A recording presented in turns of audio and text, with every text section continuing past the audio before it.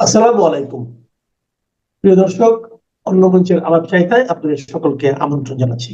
একটি ঘটনা গতকাল ৩ তারিখ গতকাল ৩ তারিখ ভোর রাতের বা শেষ রাতের একটি ঘটনা সারা বিশ্বে একেবারে যাকে বলে একটা কূটনৈতিক জগতে, রাজনীতির জগতে একটা পারমাণবিক বিস্ফোরণ ঘটিয়ে দিয়েছে। পারমাণবিক বিস্ফোরণ। কেন পারমাণবিক বিস্ফোরণ বলছি? কারণ আপনারা জানেন পারমাণবিক বিস্ফোরণ প্রথম হয় সেটা দ্বিতীয় বিশ্বযুদ্ধের সময়। আপনারা জানেন হিরোশিমা এবং নাগাসাকিতে জাপানে পারমাণবিক বিস্ফোরণ ঘটেছিল। এবার তারপর থেকে আজ অবধি পারমাণবিক বোমা কোনো দেশের বিরুদ্ধে ব্যবহার হয়নি, কিংবা কোনো দেশে সেটা আক্রমণ করা হয়নি সেটা দিয়ে। কিন্তু এটাও আগেই বলেছি, এটা হচ্ছে রাজনীতির পারমাণবিক বোমা বিস্ফোরণ। সেটা কী রকম সেটা বলি। সেটাও হচ্ছে যে ভেনেজুয়েলা বলে দক্ষিণ আমেরিকায় একটি দেশ আছে। এই দেশের যে রাষ্ট্রপতি মাদুরো, তাকে সেই দেশে আক্রমণ চালিয়ে, রাতের অন্ধকারে আক্রমণ চালিয়ে তাকে তার রাজপ্রাসাদ থেকে দখল করে, মানে কিডন্যাপ করে, বাংলা কথা হচ্ছে কিডন্যাপ করে নিয়ে চলে গেছে আমেরিকা। একা তাকে নিয়ে যায়নি, নিয়ে গেছে তাকে এবং তার স্ত্রীকে। তো এইবার আমাদের সেই ঘটনা যে কেন কি ঘটলো, কেন এটাকে পারমাণবিক বোমা বিস্ফোরণের মতো বলছি, সেই ঘটনাটা এইবার একটু ব্যাখ্যা করব আপনাদের সাথে। প্রথমে ভেনেজুয়েলা দেশটার একটা পরিচয় দিই। ভেনেজুয়েলা আগেই বলেছি এটা দক্ষিণ আমেরিকার একটি দেশ, এবং দক্ষিণ আমেরিকার 6th লার্জেস্ট কান্ট্রি হলো ভেনেজুয়েলা, মানে 6ষ্ঠ বৃহত্তম দেশ। এর আয়তন হচ্ছে 9,16,445 বর্গ কিলোমিটার। এটা আয়তনে একটু সহজ হিসেব করে বুঝিয়ে দিই। বাংলাদেশের মোট আয়তন হচ্ছে 1,48,460 বর্গ কিলোমিটার, আর ভেনেজুয়েলার আয়তন 9,16,445 বর্গ কিলোমিটার। অর্থাৎ আয়তনে ভেনেজুয়েলা বাংলাদেশের 6 গুণ বড় একটা দেশ। এইবার এখানে কার সেই প্রেসিডেন্ট, কাকে নিয়ে যাওয়া হয়েছিল, কাকে নিয়ে গেছে আমেরিকা কিডন্যাপ করে? তার নাম হচ্ছে নিকোলাস মাদুরো। নিকোলাস মাদুরো 2013 সালের এপ্রিল মাস থেকে ওই দেশটার প্রেসিডেন্ট। তার পূর্বসূরি ছিলেন কি বিখ্যাত মানুষ হুগো চ্যাভেজ। তার মৃত্যুর পরে তিনি ক্ষমতায় আসেন। মাদুরো 2013 সালে নির্বাচনের মাধ্যমে ক্ষমতায় এলেও সেটা কিন্তু সঠিক নির্বাচন ছিল। তার পরবর্তী নির্বাচনগুলো 2018 এবং 2024 চরম বিতর্কের মুখে পড়ে। বিতর্ক তুলেছিল কারা? আমেরিকা তুলেছিল মুখ্যত। বিশেষ করে 2024 সালের জুলাই মাসের নির্বাচনে ও দেশের বিরোধী দলগুলো এবং আন্তর্জাতিক পর্যবেক্ষকরা ওই নির্বাচনে ব্যাপক কারচুপির অভিযোগ তোলেন, এবং তখন থেকেই যুক্তরাষ্ট্র বা আমেরিকা এই সরকারকে ভাঙার চেষ্টা করছে এবং তাকে, মাদুরোকে প্রেসিডেন্ট হিসেবে স্বীকৃতি দিতে অস্বীকার করেছে। অনেকটা বাংলাদেশের শেখ হাসিনা সরকারের সাথে কি মিল খুঁজে পাচ্ছেন? এইবার দেখুন, শেখ হাসিনাকে সেখানে তার বিরোধিতা করলেও তাকে সরাসরি আক্রমণ করে যেভাবে মাদুরোকে তুলে নিয়ে গেছে ভেনেজুয়েলার প্রেসিডেন্টকে আমেরিকা, সেটা করতে সাহস পায়নি। এই জন্যে, আর তখন তো প্রেসিডেন্ট ট্রাম্প তো তখনও ক্ষমতায় ছিলেন না, তিনি ক্ষমতায় থাকলেও হয়তো সেটাও করে ফেলতেন, কিন্তু সেটা তিনি করেননি, কারণ তখন বাইডেন ছিলেন ক্ষমতায়, ডেমোক্র্যাটরা। তারা ট্রাম্পের মতো এই দ্বিতীয় বিশ্বযুদ্ধের পর এমন একটা ঘটনা ঘটিয়েছেন ট্রাম্প, এমন ঘটনা ঘটাবার সাহস, ক্ষমতা, ইচ্ছা তাদের কিছুটা রাজনীতি অন্তত বাধা দিত। যাই হোক, তার জন্য শেখ হাসিনা ক্ষমতাচ্যুত হয়েছেন, কিন্তু তিনি অন্তত চলে আসতে পেরেছেন ভারতে। ভারত তার পাশে ছিল। আমেরিকার সঙ্গে এই যে ভেনেজুয়েলার দ্বন্দ্বটা, এটা দীর্ঘদিনের। এটা দ্বন্দ্বের মূলে কি আছে? মূলে ওই সমাজতন্ত্র বনাম পুঁজিবাদ টুজিবাদ ওগুলো পুরনো কথা, ওগুলো নিয়ে আমেরিকাও এখন মাথা ঘামায় না। আর ওই সমাজতন্ত্র নিয়ে যারা যেসব দেশ বলে তারা সমাজতন্ত্রের দেশ, তারাও সমাজতন্ত্র নিয়ে মাথা ঘামায় না। ওটা একটা জব্বা পড়তে হয়, আলখাল্লা পড়তে হয়, সেই আলখাল্লার মতো আমেরিকা পুঁজিবাদ, আর অন্য কয়েকটা দেশ তারা আবার বলে তারা সমাজবাদ, তারা কমিউনিস্ট কান্ট্রি বলে নিজেদেরকে। তো সমাজতন্ত্র বনাম পুঁজিবাদের লড়াই নয়, আসল লড়াইটা হচ্ছে তেলের সম্পদ। ভেনেজুয়েলায় বিশ্বের বৃহত্তম তেলের মজুত রয়েছে, বিশ্বের বৃহত্তম, ওই আরব দেশগুলোর থেকেও অনেক বেশি। তার পরিমাণ কত? 300 বিলিয়ন ব্যারেল, 300 বিলিয়ন ব্যারেল। আর ডোনাল্ড ট্রাম্পের বক্তব্য কি? ডোনাল্ড ট্রাম্পের বক্তব্য হচ্ছে ভেনেজুয়েলার যে তেল, ওর মালিক আসলে আমেরিকা। কেন আমেরিকা? তেলটা কি আমেরিকার যে জায়গা অবস্থান, আমেরিকা দেশের মধ্যে কোনো জায়গায়? তা নয়। তার দাবি হচ্ছে ডোনাল্ড ট্রাম্পের যে ভেনেজুয়েলার যে তেল, ওটা আবিষ্কার হয়েছে এবং সেটা আবিষ্কার এবং উত্তোলন শুরু হয়েছিল আমেরিকার মেধা এবং পরিশ্রমে। অর্থাৎ আমেরিকা ওটা আবিষ্কার করেছিল, প্রথম খুঁজে পায়, তারপর আমেরিকা তার পাইপলাইন টাইন বসিয়ে সেগুলোকে তোলার ব্যবস্থা করেছিল। অতএব ওর মালিক হচ্ছে আমেরিকা, সেটা ভেনেজুয়েলার মধ্যে থাকলেও তার মালিক আমেরিকা। এবং আমেরিকা ট্রাম্প বলছে যে ভেনেজুয়েলা তাদের নিজেদের যে দেশ, সেই দেশ থেকে যে তেল তুলছে সেই তেল আসলে চুরি করছে ভেনেজুয়েলা। তার মতে মার্কিন কোম্পানিগুলো ভেনেজুয়েলার তেল উত্তোলনের দায়িত্ব নিলে সেটা নাকি বিশ্বের পক্ষে ভালো। আমার দেশের তেল আমি কাকে বিক্রি করতে দেব, বিক্রি করব, কে তুলবে, সে দায়িত্ব তো আমার। কিন্তু আমেরিকার কথা হচ্ছে না, ওর তেল আমি তুলব, তুলে আমি বিক্রি করব, আমি ব্যবসা করব, সারা পৃথিবীর লোক খুশি থাকবে। এই হচ্ছে আমেরিকার বক্তব্য। আর মাদুরোর বিরুদ্ধে আর কি অভিযোগ? এটা তো সরাসরি এটা বললেও অনেকেই আবার উল্টো কথা বলতে পারেন, এ কি, তাহলে আমেরিকার সম্পদ তো তাহলে অন্য যে কেউ নিয়ে নিতে পারে। সুতরাং তিনি আর একটা অভিযোগ তুলেছেন, সেটা হচ্ছে মাদুরোর যে প্রশাসন, সেটা নাকি মাদক পাচার, যেটাকে বলা হয় নার্কো টেররিজম, সেই দুর্নীতির সঙ্গে যুক্ত। মাদক পাচার পৃথিবীর সব দেশেই কম বেশি চলে, তবে সেখানে সরকার যে জড়িত থাকে তা নয়। খুব সামান্য কিছু দেশে সরকারি পৃষ্ঠপোষকতায় মাদক পাচার চলে বটে, যেমন পাকিস্তান রয়েছে, যেমন আফগানিস্তান, যেমন আরও কিছু আরব দেশেরও মধ্যে রয়েছে এইসব ব্যাপার। তবে ভেনেজুয়েলা সেই দলে আছে, এর কোনো প্রমাণ আজ অবধি আমেরিকা দিতে পারেনি। আসল উদ্দেশ্য ঢেকে রাখার একটা ক্যামুফ্লেজ, বা সেটা হচ্ছে এটা হচ্ছে ওই মাদক পাচারের গল্পটা হচ্ছে একটা ক্যামুফ্লেজ আমেরিকার তেল দখল করার জন্যে।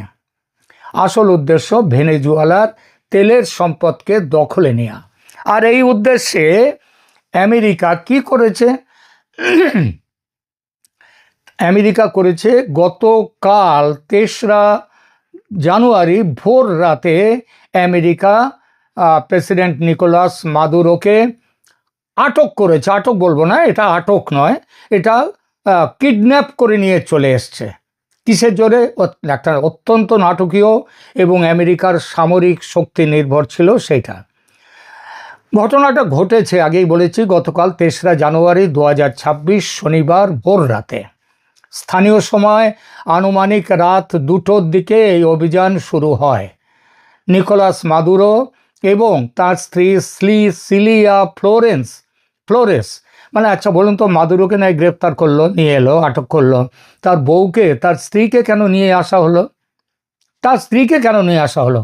নিয়ে আসা হলো একটাই কারণ, আমেরিকা মনে করেছে, তাই নিয়ে আসা হলো। তা সেখানে তাদেরকে কোথায়? ভেনেজুয়েলার যে রাজধানী কারাকাস, সেই কারাকাসের চারদিকে পাহাড় দিয়ে ঘেরা একটা অঞ্চল, এলাকা বড়, অত্যন্ত, তার মধ্যে অত্যন্ত সুরক্ষিত একটি সামরিক কমপ্লেক্সের ভেতরে। এই কমপ্লেক্সের নাম হচ্ছে ফুয়ের্তো টিউনা। সেখানে হচ্ছে প্রেসিডেন্টের বাসভবন। এটা ভেনেজুয়েলার প্রধান সামরিক ঘাঁটি হিসেবে পরিচিত। কিভাবে এই অভিযান পরিচালিত হয়? মার্কিন প্রশাসন এই অভিযানের নাম দিয়েছিল অপারেশন অ্যাবসলিউট রিজলভ। এটি ছিল জল, স্থল এবং আকাশপথ এই তিনটে রাস্তা মিলিয়ে একটা হামলা। অভিযান শুরু হওয়ার সঙ্গে সঙ্গে মার্কিন বিমান বাহিনী ভেনেজুয়েলার রাজধানী ক্যারাকাস সমেত বিভিন্ন সামরিক অবস্থানে প্রায় 150টি যুদ্ধ বিমান নিয়ে ব্যাপক বিমান হামলা চালায়। এর উদ্দেশ্য ছিল ভেনেজুয়েলার বিমান প্রতিরক্ষা ব্যবস্থা এবং যোগাযোগ ব্যবস্থা অচল করে দেয়া। আপনারা অনেকেই শুনেছেন আমেরিকার ডেল্টা ফোর্সের কথা। এটা হচ্ছে আমেরিকার এই ধরনের অভিযানের সবথেকে বড় কাজ করে এই ডেল্টা ফোর্স। যখন ওসামা বিন লাদেনকে পাকিস্তান থেকে ধরে নিয়ে গিয়েছিল আমেরিকা রাতে অভিযান চালিয়ে, সেটাও করেছিল এই ডেল্টা ফোর্স। আকাশপথের হামলার আড়ালে মার্কিন সেনাবাহিনীর সবথেকে চৌকস ইউনিট এই ডেল্টা ফোর্সের সদস্যরা হেলিকপ্টার থেকে দড়ি বেয়ে মাদুরোর বাসভবনে নামে। একেবারে সেই ওসামা বিন লাদেনের সময় যা ঘটেছিল তাই। তারা অত্যন্ত দ্রুততার সাথে বাসভবনের নিরাপত্তা ভেঙে ভেতরে যায় এবং তার স্ত্রীকে এবং মাদুরোকে আটক করে। তারপর আটকের পর দ্রুত তাদের হেলিকপ্টার করে ভেনেজুয়েলার উপকূলের কাছে অবস্থানরত মার্কিন নৌবাহিনীর যুদ্ধজাহাজ ইউএসএস ইওজিমা তাতে নিয়ে যাওয়া হয়। এখন প্রেসিডেন্ট ডোনাল্ড ট্রাম্প তার সামাজিক মাধ্যম ট্রুথ সোশ্যালে জানিয়েছেন যে মাদুরোকে ইতিমধ্যে একটি বিশেষ বিমানে করে মার্কিন যুক্তরাষ্ট্রে নিয়ে আসা হয়েছে। তাকে নিউ ইয়র্কের একটি নিরাপদ সেটাও বলেছেন যে একটা ফেডারেল কারাগারে রাখা হয়েছে। অভিযোগ কি? তার বিরুদ্ধে 2020 সাল থেকে ঝুলে থাকা মাদক সন্ত্রাসবাদ এবং মাদক পাচারের অভিযোগে বিচার শুরু করার প্রস্তুতি। এই ঘটনা নিয়ে বিশ্বজুড়ে চরম বিতর্ক সৃষ্টি হয়েছে। আমেরিকা বলছে এটা কোনো কিডন্যাপ নয়, এটা হচ্ছে বৈধ গ্রেপ্তার, কারণ মাদুরোর বিরুদ্ধে মার্কিন আদালতে গ্রেপ্তারি পরোয়ানা ছিল। আর সারা পৃথিবী ভেনেজুয়েলার এবং অন্যান্যদের দাবি ভেনেজুয়েলার ভাইস প্রেসিডেন্ট একে সরাসরি কিডন্যাপ বা অপহরণ বলেছে এবং একটি সার্বভৌম রাষ্ট্রের ওপর জলদস্যুদের মতো হামলা বলে অভিহিত করেছে। রাশিয়া, ইরান এবং চীন এই পদক্ষেপের তীব্র নিন্দা জানিয়ে একে আন্তর্জাতিক আইনের লঙ্ঘন করেছে। ট্রাম্প প্রশাসনের দাবি তারা মাদুরোকে গ্রেপ্তার করে আমেরিকায় নিয়ে গেছে, কারাগারে বন্দি করেছে, তার বিরুদ্ধে আদালতে মামলা আছে।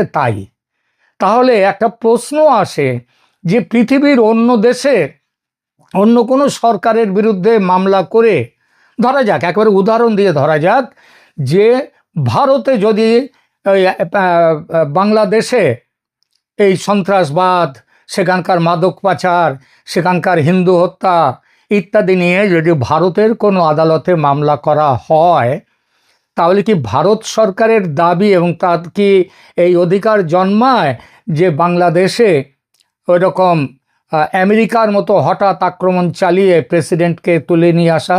প্রেসিডেন্ট নয়, ওটা প্রেসিডেন্ট ছিল ভেনেজুয়েলা প্রেসিডেন্ট নির্ভর, কিন্তু এখানে হচ্ছে যে প্রধান উপদেষ্টা, যার পদমর্যাদায় প্রধানমন্ত্রী, তাকে যদি নিয়ে আসা, এটা করতে পারে? দেখুন, এই কথাটা নিয়ে কিন্তু ইতিমধ্যে ভারতের সামাজিক মাধ্যম শুধু নয়, সরকারি মহলেও কিন্তু এবং প্রতিরক্ষা মহলেও কিন্তু তীব্র প্রতিক্রিয়া এবং আলোচনার সৃষ্টি হয়েছে। ঢাকার এবং এই আলোচনাটা কীরকম? ঢাকার যমুনা, যেখানে প্রধান উপদেষ্টা থাকেন, সেই ডক্টর মোহাম্মদ ইউনূসকে তুলে আনার কথা বলা হচ্ছে এই রকম একটি আক্রমণ করে। আমেরিকা যেভাবে ভেনেজুয়েলাকে, এবং আমেরিকার যা সামরিক শক্তি এবং ভেনেজুয়েলার সামরিক শক্তি যা, তাতে যেমন আমেরিকা এটা করতে পেরেছে, ভারত এবং বাংলাদেশের সামরিক শক্তি বিবেচনার আনলে কিন্তু বলা যায় ভারতও ঠিক সেই একই কাজ একইভাবে করবার সক্ষমতা ভারতের আছে। হ্যাঁ, এটা ঠিক। এবং সেটা কি? সেটা হচ্ছে যে প্রধান উপদেষ্টাকে তুলে নিয়ে আসা, কারণ আমেরিকা তো পথ দেখিয়েছে এবং আমেরিকার বন্ধু ট্রাম্প সাহেবের বন্ধু মোদি, হ্যাঁ, বাণিজ্য শুল্কের ব্যাপারে দুটো দেশের হচ্ছে না, কারণ ট্রাম্প ব্যবসাদার, উনি ব্যবসাটা ভালো বোঝেন। কিন্তু বাংলাদেশের ব্যাপার তো তিনি মোদির ওপরে ছেড়ে দিয়েছেন। তো বন্ধুর দেখানো পথে, বন্ধু ট্রাম্পের দেখানো পথে ভারত কি ট্রাম্পের পথে ট্রাম্পের বন্ধু মোদি কি একই কাজ করবে বাংলাদেশে? ইউনুসকে নিয়ে এলে ব্যাস সব শেষ। এবং তখন তো নিয়ে আসা মানে, যেমন ট্রাম্প বলেছেন যে ট্রাম্প যে শুধু ভেনিজুয়েলার প্রেসিডেন্টকে তুলে এনেই কাজটা শেষ করেছেন তা নয়, তার সেনা, তার সমস্ত কিছু ভেনিজুয়েলার মধ্যে, তার সেনা ইত্যাদি, তারা ভেনিজুয়েলাতে অলরেডি ঘাঁটি গেড়েছে এবং বলেছে ভেনিজুয়েলার পরিস্থিতি স্বাভাবিক না করে তারা আসবে না। পরিস্থিতি স্বাভাবিক মানে কি? নতুন সরকার তৈরি করা। ইতিমধ্যে সেখানকার ভাইস প্রেসিডেন্টের সাথে কথা চলছে। বাংলাদেশের ক্ষেত্রেও ভারত এইটাই করতে পারে। যে কোনো মুহূর্তে একটি রাতের অন্ধকারে দিনের বেলা যখন খুশি যমুনায় গিয়ে ইউনুসকে তুলে নিয়ে আসা এবং শাহাবুদ্দিন চুপ্পু রাষ্ট্রপতি, তাকে দিয়ে একটি নতুন তাকে ব্যবস্থা করা। সেই ব্যবস্থাটা কি? সেই ব্যবস্থা শেখ হাসিনাও ফিরে যেতে পারেন, গিয়ে ক্ষমতা নিতে পারেন, কারণ চারদিকে তো সেখানে বাংলাদেশে ভারতীয় সেনার দখলে তখন থাকবে। সুতরাং বাংলাদেশটাকেই তো তৈরি করে দিয়েছে ভারত। ওখানে শুধু তেল তৈরি করেছে, তেলটা খুঁজে দিয়েছে বলে যদি তার উপরে আমেরিকার দখল জন্মায়, তো বাংলাদেশকে তৈরি করবার জন্য বাংলাদেশের উপরে তো ভারতের দখল থাকেই, ভারতের অধিকার থাকেই। তো হ্যাঁ, একটা সার্বভৌম রাষ্ট্রের রাষ্ট্রপ্রধানকে এইভাবে বলপূর্বক তুলে নিয়ে আসা বা সেখানে কিডন্যাপ করা, এগুলো জাতিসংঘের চার্টারে বিরোধী। গুলি মারুন জাতিসংঘের চার্টারে। জাতিসংঘ কোন কাজটা করছে আজকাল? কোনো কাজ করছে? এই যে বাংলাদেশের শেখ হাসিনার সরকারের পতন হয়েছে, সেই কাজটা, সেটা তো ওই জাতিসংঘ তো তার মূল গায়েন, ওই তো গেয়েছে। ওই যে ভলকার তুর্ক, তিনি তো ওয়াকারুজ্জামান সেনাপ্রধানকে দিয়ে শাসিয়েছিলেন, খবরদার যদি বিক্ষোভকারীদের ওপর গুলি চালাও তাহলে আমরা কিন্তু তোমাদের সৈন্য আর নেব না, বাংলাদেশের সেনা ফেরত যাবে। ভয় দেখিয়েছিলেন। আর ওয়াকার তো ছিলেনই সেই দলে, ভয় দেখান আর না দেখান তিনি তো ওটা করতেনই। সুতরাং বাংলাদেশ ভারতের সম্পর্ক, ঐতিহাসিক, কূটনীতিক, এসব সব কিছু বলার পরেও একটাই কথা হচ্ছে যে ভারত কিন্তু সত্যি করে এই গরমে মানে আমেরিকা যা করেছে ভেনিজুয়েলাতে, এই গরমে ভারতও কিন্তু একটা কিছু ভাবছে এবং খুব কি বলবো, খুব সিরিয়াসলি ভাবছে। এই খবর চলে এসছে আমার কাছে, অত্যন্ত গোপন সূত্রে এই খবর পেয়েছি। কারণ এই মুহূর্তে ভারতও যদি এই কাজটা করে, ভারতের বিরুদ্ধে কথা বলার কেউ থাকবে না। ও দু চারটে প্রতিবাদ করবে, হয়তো আমেরিকা নিজেও প্রতিবাদ করতে পারে, কিন্তু আমেরিকা নিজে যে কাজ করেছে সেই পরিপ্রেক্ষিতে, ভেনেজুয়েলায় যা করেছে সেই পরিপ্রেক্ষিতে এই প্রতিবাদের কি আদৌ কোনো দাম আছে? নেই। সুতরাং আগামী কয়েকদিনের মধ্যে বড় কিছু ঘটতে পারে, তার অপেক্ষায় থাকুন। একটা প্রশ্ন করি আপনাদের, যদি ইউক্রেনে রাশিয়ার সামরিক আগ্রাসন আন্তর্জাতিক অপরাধ হয়, যদি সেটাকে সার্বভৌমত্ব লঙ্ঘন বলা হয়, আগ্রাসন বলা হয়, তাহলে ভেনেজুয়েলার রাজধানী কারাকাসে সরাসরি হামলা চালিয়ে একটি দেশের নির্বাচিত প্রেসিডেন্টকে পরিবার সহ তুলে নিয়ে যাওয়াকে কি বলবেন আপনারা? এটা কি আগ্রাসন নয়? শক্তি থাকলেই কি হামলার সংজ্ঞা বদলে যাবে, নাকি আন্তর্জাতিক আইন কেবল দুর্বলদের জন্য লেখা? জানি এই প্রশ্নের উত্তর আপনার কাছে নেই, আমার কাছেও নেই, কিন্তু এর পরিণতি সত্যি ভয়ঙ্কর। কারণ ধরুন কালকে কোনো দুর্বল প্রতিবেশীকে আরেক শক্তিশালী প্রতিবেশী যদি আক্রমণ করে বসে, তখন এই বিশ্ব মোড়লরা কি কিছু করতে পারবেন? কারণ আমেরিকা ভেনেজুয়েলায় হামলা চালালে যদি অপরাধ না হয়ে থাকে, তাহলে রাশিয়া কিয়েভে হামলা চালালে কেন অপরাধ হবে? তার মানে কি? তার মানে হলো রাষ্ট্র দখলকে ধীরে ধীরে স্বাভাবিক করে তোলা হচ্ছে। সেটা শেখ হাসিনাকে সরিয়ে ইউনুসকে দিয়ে রাষ্ট্র দখল করানো হোক, কিংবা মাদুরোকে কারাকাস থেকে তুলে আনাই হোক, সব এক ছক, একই ধরন।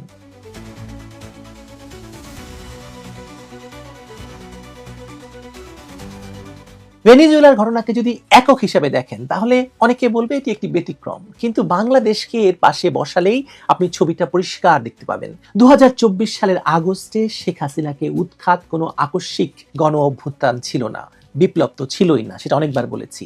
সেটি ছিল বহু বছর ধরে প্রস্তুত করা এক প্রক্রিয়ার চূড়ান্ত ধাপ। পার্থক্য শুধু এটুকু, বাংলাদেশে ট্যাঙ্ক নামাতে হয়নি, বোমা ফেলতে হয়নি। এখানে কাজটা করা হয়েছে নরম শক্তি দিয়ে, ন্যারেটিভ দিয়ে, অর্থ দিয়ে, প্রশিক্ষণ দিয়ে। আর সবকিছুর সামনে একজন নোবেল শান্তি পুরস্কার বিজয়ীকে রাখা হয়েছে। ডক্টর মোহাম্মদ ইউনূসকে সামনে আনার অর্থ ছিল খুব হিসেব করা। তিনি রাজনীতিবিদ নন, এই দাবিটা ছিল তার সবচেয়ে বড় রাজনৈতিক শক্তি। তাকে এমনভাবে উপস্থাপন করা হয়েছিল যেন তিনি কোনো দলের নন, কোনো মতাদর্শের নন, তিনি কেবল নৈতিকতার প্রতীক। ফলে তার উপস্থিতিতে সরকার পতনের ঘটনাকে আর ক্ষমতার লড়াই বলা যাচ্ছিল না, সেটাকে বলা হচ্ছিল নৈতিক সংশোধন, বাংলাদেশের রাষ্ট্র সংস্কার, বাংলাদেশের ঐক্যমত্য করে রাষ্ট্রকে সংস্কার, যেটা নিয়ে এখনো কাজ চলছে। এটাই ছিল master stroke, master mind, meticulous design. রাষ্ট্রকে অস্থিতিশীল করা হলো, কিন্তু আন্তর্জাতিক পরিসরে সেটাকে গণতন্ত্রের পুনর্জন্ম হিসাবে বিক্রি করা হলো। এখন ভেনেজুয়েলার দিকে তাকান, একই দর্শন, একই প্রয়োগ, মানে একটু ভিন্ন হয়তো। সেখানে ভেতর থেকে সরকারকে দুর্বল করার ধৈর্য দেখানো হয়নি, সরাসরি হামলা করা হয়েছে, সরাসরি রাষ্ট্রপ্রধানকে আটক করা হয়েছে। এখানেও সামনে রাখা হয়েছে একজন নোবেল বিজয়ীকে, শান্তিতে নোবেল বিজয়ীকে, মারিয়া করিনা মাচ্চাডো। বার্তাটা কিন্তু এক, বন্দুক আমরা চালাচ্ছি, কিন্তু নৈতিক বৈধতা তোমরা প্রশ্ন করবে না, কারণ শান্তির প্রতীক আমাদের সঙ্গে আছে। নোবেল বিজয়ী, নোবেল শান্তি পুরস্কার এখানে আর শান্তির প্রতীক নয়, হয়ে উঠেছে আগাম লাইসেন্স, রাষ্ট্র দখলের নৈতিক সার্টিফিকেট। এই জায়গাতে বিষয়টার ভয়াবহতা আপনি একবার চিন্তা করুন, কারণ নোবেল পুরস্কারকে যদি এভাবে ব্যবহার করা যায়, তাহলে ভবিষ্যতে আর কোনো সরকারই নিরাপদ নয়। আজ বলা হবে এই সরকার স্বৈরাচারী, কাল বলা হবে মানবাধিকার লঙ্ঘন করেছে, পরশু বলা হবে আন্তর্জাতিক নিরাপত্তার জন্য হুমকি, তারপর সামনে আনা হবে কি একজন নৈতিক মুখ। বাংলাদেশে এই পরীক্ষাটা সফল হয়েছে বলেই ভেনেজুয়েলায় আর লুকোচুরি করা হয়নি। সফট কুর পর হার্ড কু, বাংলাদেশে সফট কু হয়েছিল, আর এখানে হার্ড কু। ভেনেজুয়েলায় নিকোলাস মাদুরোকে তুলে নেওয়ার ঘটনা এই কারণে শুধু ল্যাটিন আমেরিকার ইস্যু নয়, এটা আমাদের সকলের ইস্যু। কারণ এতে দেখিয়ে দেওয়া হয়েছে রাষ্ট্রপ্রধানকে গ্রেপ্তার করে পার পাওয়া যায়। জাতিসংঘ, ইউরোপীয় ইউনিয়ন, ন্যাটো সবাই কিছু নৈতিক বাক্য ছুড়ে দেবে হয়তো, কিন্তু কেউ কার্যকর প্রতিরোধ গড়বে না। শক্তির সামনে আইন এখানে কাগজের মতো। অথচ দেখুন, মনে করুন সাদ্দাম সোনার কুয়েতকে দখল করলো মাঝরাত্রে, বাংলাদেশে গানও তৈরি হয়েছিল এটা নিয়ে, এবং সাদ্দামের পরিণতি আমরা জানি। বাংলাদেশের অভিজ্ঞতা এখানে গুরুত্বপূর্ণ। সরকার পতনের পর বলা হয়েছিল এটাই শেষ, এবার স্থিতিশীলতা আসবে। বাস্তবে কি হয়েছে? দীর্ঘ রাজনৈতিক অনিশ্চয়তা, প্রশাসনিক দুর্বলতা আর বিদেশি প্রভাবের বিস্তার। সিদ্ধান্তগুলো আর পুরোপুরি ঢাকায় হচ্ছে না, ওয়াশিংটন, ব্রাসেলস, অন্য কোথাও আমরা শুনতে পাই না। করাচি, লাহোর, রাওয়ালপিন্ডি, ইসলামাবাদ, কোথায় নয়। এই পরিণতিটাই ভেনেজুয়েলার জন্য অপেক্ষা করেছে। পার্থক্য শুধু সেখানে এই প্রক্রিয়া আরো নগ্ন, আরো সহিংস। এই ছকের আরেকটি দিক আছে যেটা নিয়ে কম কথা হয়। জনপ্রিয় কিন্তু মার্কিন বিরোধী সরকারগুলোকেই কেন বারবার টার্গেট করা হয়? কারণ জনপ্রিয়তা থাকলে সেগুলো ভেতর থেকে সহজে ভাঙে না, আর বাইরে থেকে নৈতিক চাপ তৈরি করতে হয়। মানে তখন মানবাধিকার, গণতন্ত্র, শান্তি, এই শব্দগুলো তখন খুব অস্ত্র হয়ে ওঠে। বাংলাদেশের তরুণদের টার্গেট করা হয়েছে, সাংস্কৃতিক ভাষা ব্যবহার করা হয়েছে, সামাজিক মাধ্যমকে যুদ্ধক্ষেত্র বানানো হয়েছে। ভেনেজুয়েলায় সেই সময় ছিল না, তারা সরাসরি সামরিক পথে হেঁটেছে। এই ধারাবাহিকতা দেখলে ইউক্রেনের অরেঞ্জ বিপ্লব, আরব বসন্ত, মিশর, লিবিয়া, তিউনিসিয়া সব এক সুতোয় গাথা মনে হয়। প্রতিবারই স্থানীয় অসন্তোষকে আন্তর্জাতিক কৌশলের সঙ্গে জুড়ে দেওয়া হয়েছে, কোথাও সফল, কোথাও ব্যর্থ, কিন্তু প্রতিবারই একটি রাষ্ট্র দুর্বল হয়েছে। বাংলাদেশ সেই তালিকার সর্বশেষ উদাহরণ ছিল ভেনেজুয়েলা। আজকে 2026 সালে যখন আপনাদের শুভ নতুন বছর বলতে যাচ্ছিলাম, কিন্তু তার আগেই বলতে হচ্ছে আরেকটি দেশ দখল হয়ে গেল, ভেনেজুয়েলা। সবচেয়ে উদ্বেগজনক প্রশ্নটা পৃথিবীর ভবিষ্যৎ নিয়ে। যদি এই মডেল বৈধ হয়ে যায়, তাহলে পরের দেশকে, মেক্সিকো, ইরান, ইয়েমেন, যখন শক্তিধর রাষ্ট্র জানে যে সর্বোচ্চ মূল্য তাকে দিতে হবে কয়েকটা বিবৃতি আর কিছু কূটনৈতিক চাপ, তখন আগ্রাসনের খরচ কম হয়ে যাবে। এই কম খরচই আগ্রাসনকে উৎসাহিত করছে। এখানে সার্বভৌমত্ব আর কোনো ধারণা নয়, এটা এখন বাস্তব লড়াইয়ের বিষয়। বাংলাদেশ দেখেছে, ভেনেজুয়েলা আজকে দেখছে। প্রশ্ন হলো, এই ছকের বিরুদ্ধে দাঁড়ানোর মতো কোনো আন্তর্জাতিক নৈতিক শক্তি কি আদৌ আছে, নাকি আমরা শুধু নতুন নতুন নৈতিক মুখ, শান্তিতে নোবেল বিজয়ী আর পুরনো শক্তির রাজনীতির পুনরাবৃত্তি দেখতেই থাকবো? ভেনেজুয়েলায় বোমা পড়েছে, বাংলাদেশে পড়েনি, কিন্তু দুই ক্ষেত্রেই রাষ্ট্রের ভেতরের ক্ষমতার ভারসাম্য ভেঙে গেছে। এটাই মিল, এটাই ভয়াবহতা। আর এই ভয়াবহতা বুঝতে না পারলে পরের ঘটনাটা বুঝতে আমাদের আর সময় থাকবে না। ভেনেজুয়েলা আমাদের জন্য দূরের গল্প না, এটা সতর্ক বার্তা। আজ সেখানে সরাসরি হামলা, কাল অন্য কোথাও ভিন্ন পদ্ধতি। বাংলাদেশে যা হয়েছে সেটা সেই একই ছকের নরম সংস্করণ। আমি যেটাকে বলছি সফট কু। নোবেল পুরস্কার, মানবাধিকার, গণতন্ত্র, এসব শব্দ এখন আর কোনো নিরীহ শব্দ নয়, এগুলো শক্তির ভাষার অংশ। দেখুন, দেখতে থাকুন শক্তি প্রয়োগ। এরপর কে? ভেনেজুয়েলার পরে নিশ্চয়ই আপনাদের সামনে সে বিষয়টিও নিয়ে আবার আসতে হবে আমার। 2026 সালের 23রা জানুয়ারি ভোররাত। ভেনেজুয়েলার রাজধানী কারাকাস তখন গভীর ঘুমে আচ্ছন্ন, কিন্তু সেই নিস্তব্ধতা খান খান করে ধেয়ে এলো মার্কিন রণতরী আর যুদ্ধ বিমানের গর্জন। প্রেসিডেন্ট নিকোলাস মাদুরো যখন রাজপ্রাসাদে আয়েশ করছিলেন, তখন হঠাৎ মাঝরাতে তার বেডরুমের জানালা দিয়ে আঙ্কেল স্যাম মানে প্রেসিডেন্ট ট্রাম্পের কমান্ডোরা হ্যালো বলে হাজির হয়ে গেল। দর্শক, এই মুহূর্তটিকে কেবল একটি সামরিক অভিযান বললে ভুল হবে। এটি ছিল একবিংশ শতাব্দীর ভূ রাজনীতিতে এক বিশাল মহাপ্রলয়। ডোনাল্ড ট্রাম্পের হোয়াইট হাউসে প্রত্যাবর্তনের পর থেকেই ভেনেজুয়েলার উপর যে ম্যাক্সিমাম প্রেশার 2.0 বা চরম চাপের নীতি শুরু হয়েছিল, তার চূড়ান্ত পরিণতি হিসেবে অপারেশন সাউদার্ন স্পিয়ার কারাকাসের প্রেসিডেন্ট প্রাসাদের দেয়াল গুড়িয়ে দিল। ভেনেজুয়েলার প্রেসিডেন্ট নিকোলাস মাদুরো এবং তার প্রভাবশালী স্ত্রী সিলিয়া ফ্লোরেসকে তাদের বাসভবন থেকে আটক করে সরাসরি মার্কিন যুক্তরাষ্ট্রে নিয়ে যাওয়া হয়েছে। মার্কিন বিচার বিভাগের দাবি, মাদুরো কোনো সাধারণ রাষ্ট্রপ্রধান নন, বরং তিনি একটি আন্তর্জাতিক মাদক সাম্রাজ্যের সম্রাট। এই পুরো ঘটনাটি বিশ্বজুড়ে যে তোলপাড় সৃষ্টি করেছে তার গভীরে দেখা যায় এটি কেবল মাদকের লড়াই নয়, বরং এর পরতে পরতে মিশে আছে তেলের গন্ধ, ক্ষমতার দম্ভ এবং আন্তর্জাতিক আইনের এক জটিল গোলকধাঁধা। এক স্বাধীন দেশের ভিতরে ঢুকে এভাবে একজন রাষ্ট্রপ্রধানকে তুলে নিয়ে যাওয়া কি আন্তর্জাতিক আইনের পরিপন্থী নয়, নাকি এটি মার্কিন যুক্তরাষ্ট্রের সেই পুরনো মন্ডো ডক্ট্রিনের এক নিষ্ঠুর আধুনিক সংস্করণ? আজকের বিশ্লেষণে আমরা দেখব মার্কিন ডেল্টা ফোর্সের সেই শ্বাসরুদ্ধকর অভিযানের বিবরণ থেকে শুরু করে ভেনেজুয়েলার তেল খনির উপর ট্রাম্পের চিরস্থায়ী নজর এবং পানামার সেই পুরনো ইতিহাসের পুনরাবৃত্তি। বিস্তারিত জানতে চলুন যাওয়া যাক বিশ্লেষণে।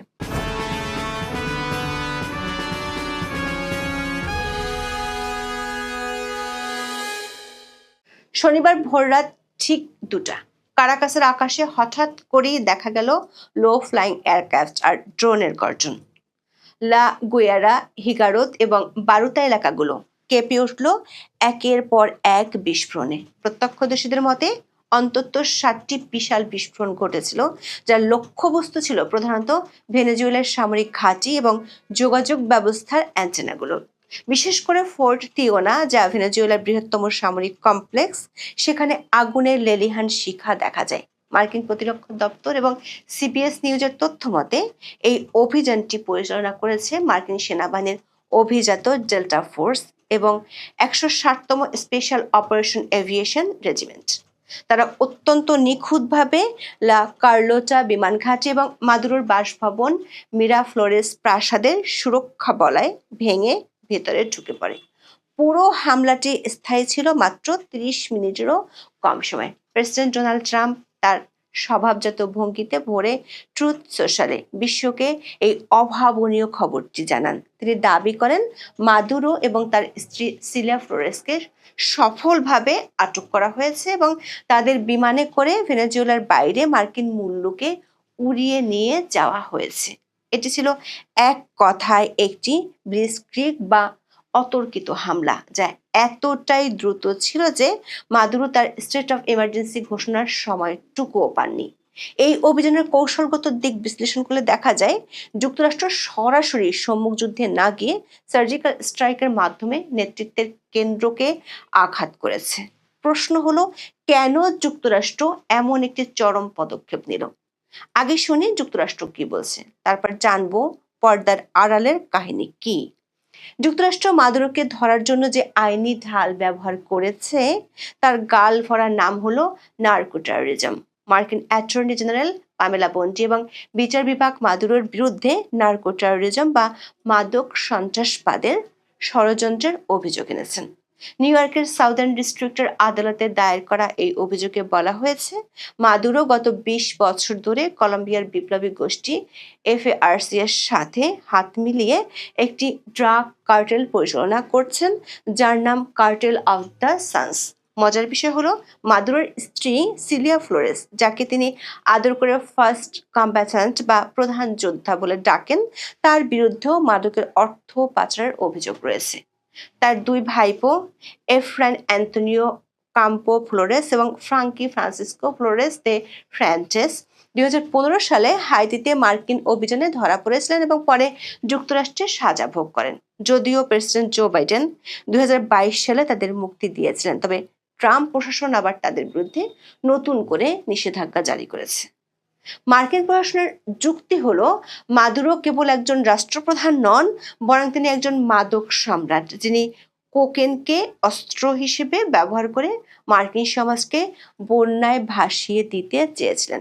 ট্রাম্প মাদুরোর মাথায় দাম বা বাউন্টি বাড়িয়ে $50 মিলিয়ন নির্ধারণ করেছিলেন, যা ওসামা বিন লাদেন বা আল বাগদাদীয় পর্যায়ের সমান। তবে যুক্তরাষ্ট্রের এই অভিযোগের সত্যতা নিয়ে আন্তর্জাতিক বিশ্লেষকদের মধ্যে মতভেদ রয়েছে। অনেকে মনে করেন ভেনেজুয়েলা প্রধানত কলম্বিয়ার কোকেন পাচারের একটি রুট মাত্র, তবে মাদুরো সরকার সরাসরি এই উৎপাদনে জড়িত কিনা তা নিয়ে যথেষ্ট প্রমাণের অভাব রয়েছে। যুক্তরাষ্ট্র মাদকের অভিযোগ তুললেও আন্তর্জাতিক বিশ্লেষকদের মনে প্রশ্ন, আঙ্কেল স্যাম কি আসলেই যুক্তরাষ্ট্রের যুব সমাজকে মাদকের হাত থেকে বাঁচাতে মাদুরোকে ধরেছে, নাকি তার নজর ভেনেজুয়েলার 303 বিলিয়ন ব্যারেল তেলের উপর? ভেনেজুয়েলা বিশ্বের বৃহত্তম প্রমাণিত তেলের মজুদের মালিক, সৌদি আরব বা ইরানের চেয়েও বেশি।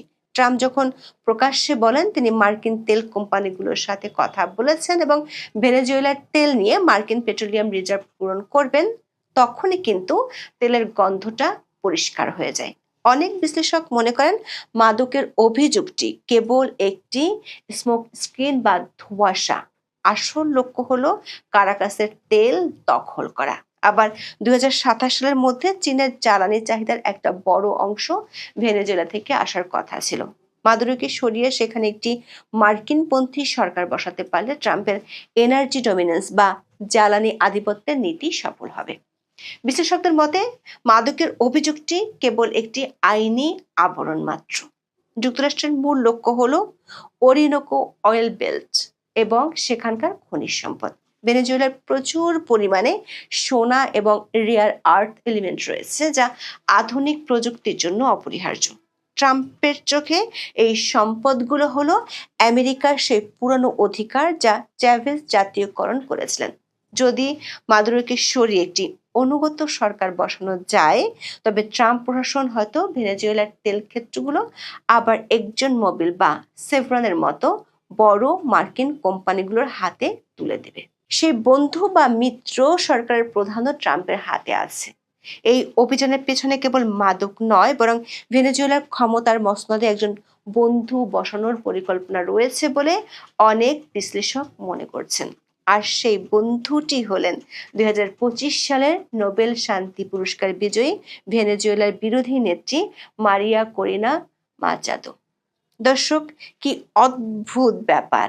যেখানে নোবেল শান্তি বিজয়ীরা রাজনীতিতে জড়াচ্ছেন, সেখানে অশান্তি আর দেশের বিরুদ্ধে ষড়যন্ত্র হচ্ছে, হোক সে বাংলাদেশ কিংবা মিয়ানমার অথবা ভেনেজুয়েলা। মাচাদো দীর্ঘ 1 বছর ভেনেজুয়েলায় আত্মগোপনে থাকার পর সম্প্রতি একটি নকল পরচুলা পরে এবং কাঠের নৌকায় করে কিউরাসাও হয়ে নরওয়েতে পালিয়ে যান, যা কোনো থ্রিলার সিনেমার চেয়ে কম নাই। তিনি ট্রাম্পের এই আগ্রাসী নীতির কট্টর সমর্থক।